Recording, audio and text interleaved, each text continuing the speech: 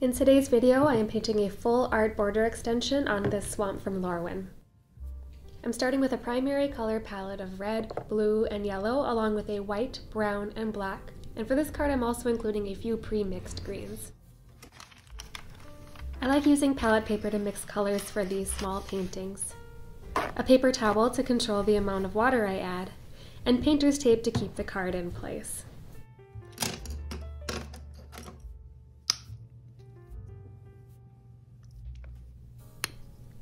I start all cards by putting down a thin base layer.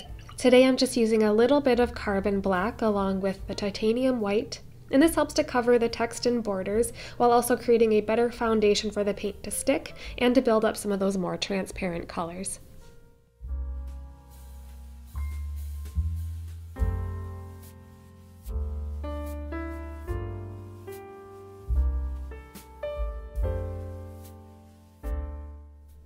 I'm working on the background first and the layers which are farthest away, so the blues and purples of the sky, followed by the clouds, and continuing to work my way forward.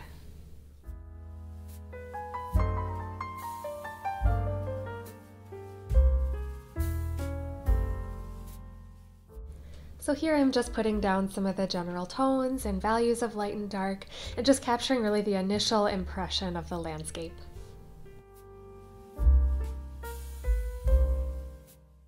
I'm working in lots of loose horizontal brush strokes, creating a slightly messier impression instead of detailing out every ripple and reflection in the water.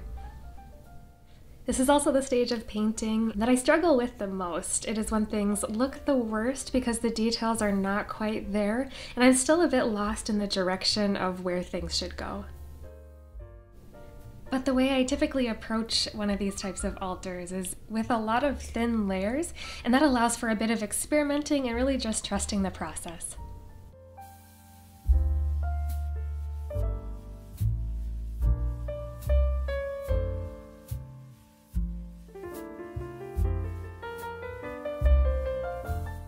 For most of this card up until now, I've been using a larger filbert or a round brush, but now that we're starting to get into some of the finishing touches and fine details, I'm now bringing out some of my much smaller brushes.